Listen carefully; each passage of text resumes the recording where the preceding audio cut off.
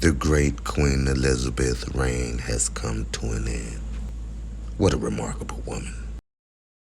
The Queen has passed away. The Queen died peacefully, the royal family says, at Balmoral this afternoon. The King and the Queen Consort will remain at Balmoral this evening and will return to London tomorrow. Queen Elizabeth II has died at the age of 96. John, her health in just recent weeks and months obviously was called into question. There were some of the instances around her birthday back in April she missed due to her health declining, and it has come to this day where we now say goodbye to Queen Elizabeth II. I mean, when you think about her reign, it is remarkable. She became queen upon her father Charles VI's death in February of 1952. Her coronation was June 3rd of the following year, but she has sat on that throne for 70 years now, becoming not only the longest reigning monarch in UK history, but the longest reigning monarch in world history as well. And she remained vital right up until the very end. I mean, it is a sad day in the UK and around the world, the passing of Queen Elizabeth. But what an amazing life she lived, what amazing service she delivered to the UK and 14 other Commonwealth countries around the world. And the fact that she was so beloved here in the United States, despite this country's history with Britain going back to the 1700s, I mean, really is a testament to her being a force of nature and such a person to look up to in so many countries around the world. You know, as we digest this news here, let's go to Martha MacCallum, who has prepared this wonderful look back at the Queen's life. Queen Elizabeth II was born into the Royal Windsor family on April 21, 1926. At birth, as the oldest daughter of the Duke and Duchess of York and niece to the King, no one expected that little Elizabeth Alexandra Mary would one day be the longest-serving and one of the most respected rulers of Great Britain. But a love story would transform her quiet country childhood into an altogether different destiny when Elizabeth's uncle, Prince Edward, abdicated as king to marry the American divorcee Wallis Simpson. Elizabeth's father reluctantly took the throne, becoming King George VI in 1936, making his oldest and then 10-year-old daughter, Elizabeth, his heir to the throne. At age 14, the homeschooled princess began to take on some royal duties. Her family was an outward expression of strength and resilience as England was battered by the Blitz in World War II. In 1945, at age 18, the young princess trained as a driver and mechanic in the Women's Auxiliary Service. She and her sister Margaret later joined those celebrating VE Day on the streets of London. Like thousands of others, she also had a sweetheart in the armed forces, her third cousin, Prince Philip of Greece. They were engaged to be married shortly after the princess's 21st birthday. The royal wedding held November of 1947 in London's Westminster Abbey. It brightened the gloom of those post-war years. The following year, the couple's first child, Charles, the Prince of Wales, was born. He was then followed by Princess Anne in 1950, Andrew in 1959, and Edward in 1963. But in 1952, while in Kenya with Prince Philip, Elizabeth learned the tragic news that her beloved father, the king, had died. In an instant, the 25-year-old became the Queen of England. At my coronation, I shall dedicate myself anew to your service.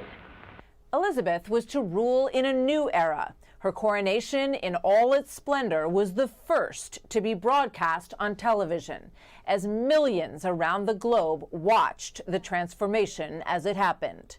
In 1957, Queen Elizabeth met President Eisenhower. She would go on to meet every U.S. president during her reign except Lyndon Johnson. She often spoke of the strong and vital bond between America and the UK.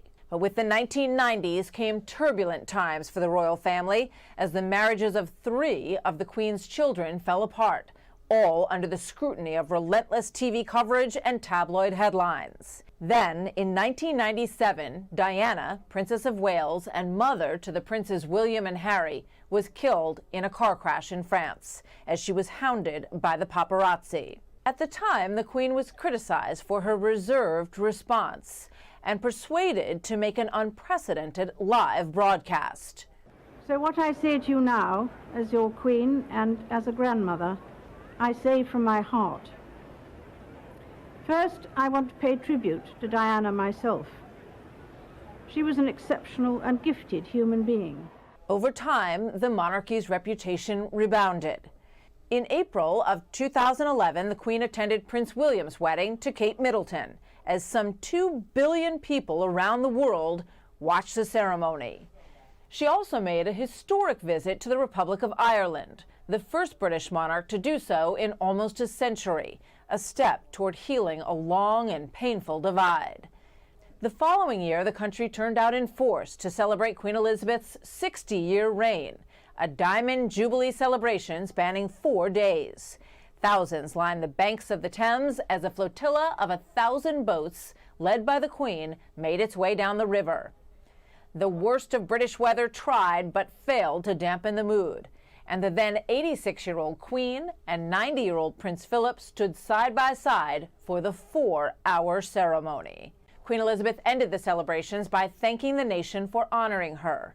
I will continue to treasure and draw inspiration from the countless kindnesses shown to me in this country and throughout the Commonwealth. Thank you all.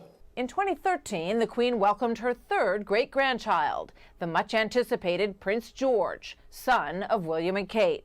Now, all these years later, another George is now second in line to the British throne.